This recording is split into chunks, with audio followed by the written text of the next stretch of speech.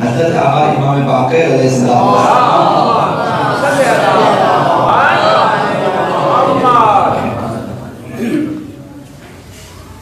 یہ ان کی تیسری حدیث ہے جو میں بات کر رہا ہوں. فرمایا کہ 4 نبیوں کی 4 باتیں یادگار رہ گئی ہیں. 4 نبیوں کی 4 باتیں. پہلی بات حضرت موسیٰ کی ہے. حضرت موسیٰ کی ہے جو برے دوست کو چھوڑ دیتا ہے گویا اس نے تورات پہ عمل کیا. یعنی ایک برے دوست کو چھوڑنا ایسا ہے کہ تورات پہ عمل کرنا.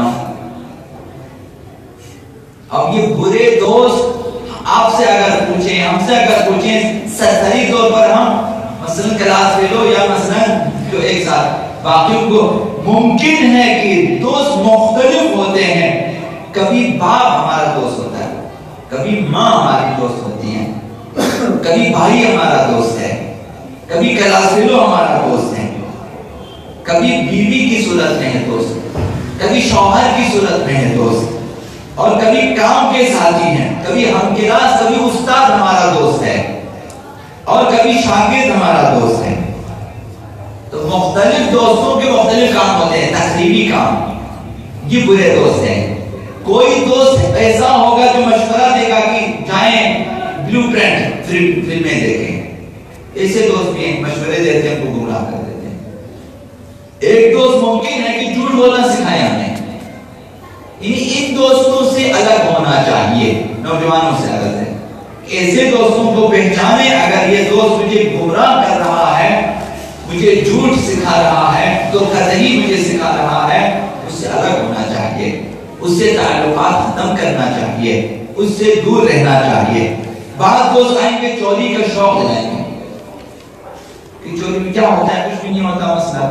بعض لوگ حکومت کے خلاف چند باتیں کر لیتے ہیں, اس کے بعد پھر اٹھا کے لگاتے ہیں ہمارا حق بنتا ہے, کہتے ہیں بجلی چوری کرے ہمارا حق بنتا ہے. اس نے کیوں مہنگائی کی گورنمنٹ نے, سمجھتے ہیں کہ سارے پیسے گورنمنٹ اپنے جیب سے کریں گے. 1 روپیہ گورنمنٹ نہیں کرتی ہے, یہ سارے غریبوں کے اوپر تقسیم ہو جاتے ہیں, واپس ٹیکس کی صورت میں آ جاتے ہیں, وہ غریب لوگ دے دیتے ہیں. جو لوگ اللہ قلوب ہیں وہ پھر بغیر میٹر کے تار لگائے ہوئے آرام سے ہیں, اور ہم لوگ بڑھتے جا رہے ہیں. ابھی ہم یہی جو لوگ بل بھرتے ہیں, اگر آپ ہم میں سے ایک اگر نہ دیں, باقیوں پہ یہ پھر تقسیم ہو جاتے ہیں. گورنمنٹ نے قرضے لینے ہمارے نام پہ, اب سالانہ ہر شخص قرضے میں ڈوبتا جا رہا ہے. اگر ایک دن اس کا فیصلہ ہو, پھر شاید ہمیں اگر ایک آرڈر آ جائے کہ سب نے اپنے اپنے قرضے بھرنے ہیں, جو ہر پاکستانی کے اوپر قرضہ ہے, سب کو بھرنا ہوگا. پھر تو گورنمنٹ اپنے جیب سے نہیں دیتی ہے.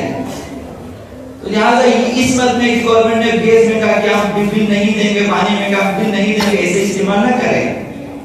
اگر زیادتی ہوئی ہے, صرف زیادتی کو آپ کم کریں, میٹر کو صحیح رکھیں. اتنا آپ کریں کہ میں اس میٹر کو ٹھیک کریں, جو اگر کسی نے تیز چلایا ہے اسے کم کر دیں, اس کو برابر رکھیں, بس کافی ہے. احتیاطاً بھی یہ کام کرنا چاہیے, گیس بجلی پانی کی چوری نہ ہو. تو بعض لوگ چوری کا شوق دلائیں گے, بعض لوگ اس کو نیکی کے کاموں میں شمار کرتے ہیں کہ آپ نے فلاں مدرسے کی بجلی فری کر دیا, فلاں آپ نے گیس فری کر دیا, فلاں ادارے کا آپ نے غلط کیا ہے, آپ کا تو کچھ نہیں جاتا. تو دوست ایسے ہوتے ہیں.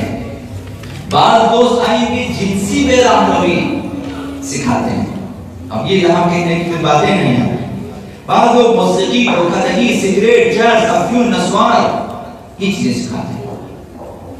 کتابوں کچھ نہیں ہوتا, ایک کشمار سگریٹ ایک کر کے سکھا دیتے ہیں. 4 نبیوں کی 4 باتیں. پہلی بات حضرت موسیٰ کی, جس نے برا دوست چھوڑ دیا, اس نے تورات پہ عمل کیا. دوسری بات حضرت داؤد علیہ السلام کی, فرمایا جو شہوات سے دوری اختیار کیا, اس نے زبور پہ عمل کیا. جو شہوات سے دوری اختیار کی, شہوات مختلف ہیں, جیسا کہ روایت میں فَإِنَّ شَهَوَاتَ الْخَلْقِ مُخْتَلِفَةٌ, لوگوں کی شہوات خواہشات مختلف ہیں.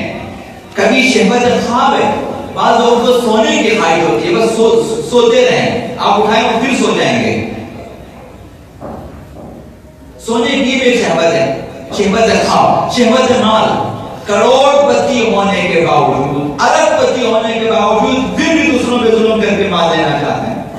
یہ تو ہے عام عوام کی بات ہے. ابھی جو بڑے بڑے سربراہان مملکت ہے ان کے لیے تو اپنا معلوم کون سے بتی استعمال کرنا چاہیے, ان کے پاس اس قدر سرمایہ ہے, لیکن پھر بھی ظلم کرتے ہیں. پھر بھی چیزیں اپنی فیکٹریاں ہیں اور اپنی فیکٹری میں ہر چیز کو مہنگی کر کے اس کو گورنمنٹ کے قانون میں شامل کر دیتے ہیں کہ چینی اس قدر مہنگا ہونا چاہیے, ان خود بناتے ہیں. تو لہذا فرمائے کہ شہوت مال رکھتے ہیں بعض شہوت ریاست میں انہیں اگر سر کہیں, صدر کہیں, وزیر کہیں تو خوشحال ہو جاتے ہیں. وہ ہمیشہ چاہتے ہیں کہ ہم سردار رہیں, وزیر رہیں, صدر رہیں. مثلا یہ اس کو کہتے ہیں حب ریاست, حکومت کرنا چاہتے ہیں کہ ہم آرڈر کریں, لوگ اسے فالو کریں, قبول کریں. یہ خواہش ہوتی ہے بعض لوگوں کی کہ حاکم ہے. بعض لوگ حب زیبائی رکھتے ہیں, ہمیشہ چاہتے ہیں کہ خوبصورت ہی رہے, لہٰذا وہ دن میں کئی مرتبہ میک اپ کرتے ہیں, بلکہ بعض اوقات سالانہ سرجری کرتے ہیں. ہماری زیبائی خراب نہیں ہونی چاہیے. یہ بھی شہوت ہے, شہوت زیبائی اور شہوت جنسی کہ ہم نے ہر سال شادی کرنی ہے. پرانے بادشاہوں میں یہ بیماری تھی اور اب بھی بعض بادشاہوں میں یہ بیماری ہے, اپنے لیے حرمسرا تشکیل دے دیتے ہیں. وہ بھی سب سے بہتر آب و ہوا والی جگہ پہ اپنے لیے قصرے بنا لیتے ہیں اور اس میں صرف ان کے خواتین ہوتی ہیں. یعنی آج بھی ہیں بعض کی کھنڈرات آج موجود ہیں جو ان کے حرمسرا ہوتے ہیں, کھنڈرات, اور بعض ابھی بھی حرمسرا رکھتے ہیں. اس وجہ سے حب شہوت جنسی ہمارے پاس ہونی چاہیے. بعض لوگ تنوع ہونی چاہیے. اس سال موبائل خریدا کے ساتھ پھر خالی نام کے ساتھ دوسرا موبائل خریدنا, یہ بدلتے رہنا, یہ لباس وہ لباس ہے, یہ چیز یہ کھانا ابھی کل کھائے آج نہیں کھائیں گے. خواتین میں یہ چیز بہت زیادہ ہے. یہ ایک دفعہ ہم نے کسی کی شادی میں پہنا بھی جوڑے تو دوبارہ کسی کی شادی میں یہ جوڑا نظر نہیں آنا چاہیے. اگلی دفعہ نیا جوڑا. یہ بیماری ہے, یہ بیماری ہے, شرماور ہے, شرماور ہے. کس کے سامنے آپ لباس دکھاتی ہیں؟ آپ مسلمان ہیں, مومن ہیں, مومنہ ہیں, آپ شیعہ ہیں, آپ آزادار ہیں, آپ تو اس کی شادی میں یہ ابھی بچوں میں بھی یہ بیماری پیدا ہو گئی ہے. وہ بھی ماں باپ کے ساتھ ضد کہیں گے تو ہم نے اس دن پہن لیا, ابھی دوبارہ نہیں پہنا. تنوع طلبی, لباس میں تنوع اور تنوع وسائل, تنوع ہمسر, بیویاں بدلنی چاہیے, مسلسل شادی, تنوع لباس. بعض لوگ ڈیکوریشن کے شوقین ہوتے ہیں. اس سال گھر کو سجایا مختلف وسائل سے, اگلے سال اس کو تبدیل کرتے ہیں. رنگ بھی تبدیل کریں, ڈیکوریشن بھی تبدیل کریں, سب کچھ تعلیم بھی تبدیل کریں. مثلا یہ سب بیماریاں ہوتی ہیں. جس طرح خواتین میں لباس بدلنے کا شوق, وہ تنوع طلبی ہے, شہوت تنوع طلبی. اس طرح بعض باتوں میں کہ تبدیل کریں, لباس پہ لباس, لباس پہ لباس پہنتے رہیں. تو فرمایا کہ حضرت داؤد کی نصیحت کہ جس نے شہوت سے خودداری کی اس نے کتاب زبور پہ عمل کیا.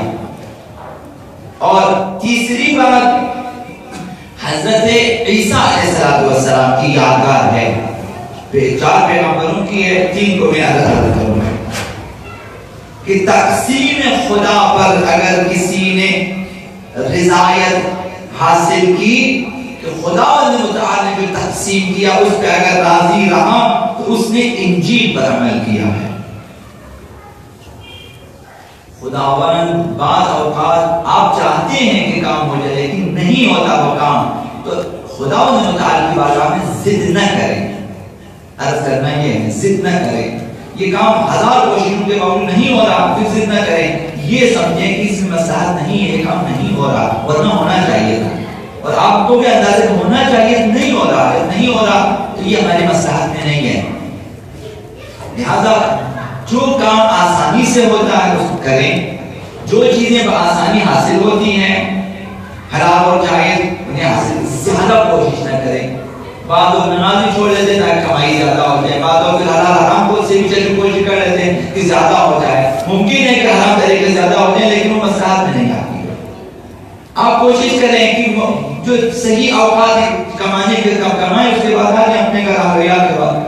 بعض لوگ اس وقت آ جاتے ہیں کام سے جب بچے سو چکے ہوتے ہیں, اور صبح بھی اس وقت چلے جاتے ہیں کاموں پہ جب بچے ابھی تک سو رہے ہوتے ہیں. کیا کرنا ہے یہ؟ اس طرح کی کمائی مثلا زیادہ کرنا چاہتے ہیں، تو جو خداوند متعال نے تقسیم کی ہے، آپ صبح گئے ناشتہ وغیرہ کرنے کے بعد نماز وغیرہ پڑھنے کے بعد گئے کام پہ، شام کو اذان سے پہلے آپ واپس آ جائیں تاکہ نماز کو پہنچیں، جو کچھ خداوند متعال کی طرف سے ملنی تھی آپ کو مل جائے گی، زیادہ پریشان نہ ہو۔ تقسیم خدا پہ راضی رہیں۔ اولاد کے سلسلے میں یہی ہے، نہ صرف مال کے سلسلے میں، حتی تعلیم کے سلسلے میں بھی یہ بات لوگ چاہتے ہیں کچھ بن لیکن نہیں بن سکتے، تو شاید مصلحت نہیں ہے۔ بغیر کوئی تعلیم کے بھی نہیں بنتے۔ بعض لوگ آپ لے جائیں دینی لائن میں ڈالو نہیں پڑھ سکتے، لیکن آپ اسکول کالج میں ڈالو پڑھ سکتے ہیں، ان کی استعداد اس طرف ہے۔ بعض لوگ ادھر نہیں پڑھ سکتے، اس طرف آ کے پڑھ سکتے ہیں۔ خداوند متعال نے ایک نظام بنایا ہوا ہے، ہمیں تلاش کرنا چاہیے کہ میں کس راہ پہ جا کر بہتر انسان بن سکتا ہوں۔ تو جو تقسیم الہی اس پہ راضی رہیں۔ یہ قصہ ہے چھوٹا کہ ایک بیڑیا تنگ آ گیا کہ آخر میں بیڑیا کیوں؟ ممکن ہے کہ گدھا کر کو سوال کر خدا میں گدھا کیوں بنا ہے؟ مثلا میں نہیں بننا گدھا۔ ایک انسان بھی کبھی آرزو کرتا ہے کاش میں نہ ہوتا۔ کبھی انسان تنگ آ جاتے ہیں۔ خداوند متعال کی بات آپ نے ایسا نہیں کہنا چاہیے کہ خدا نے کیوں پیدا کیا؟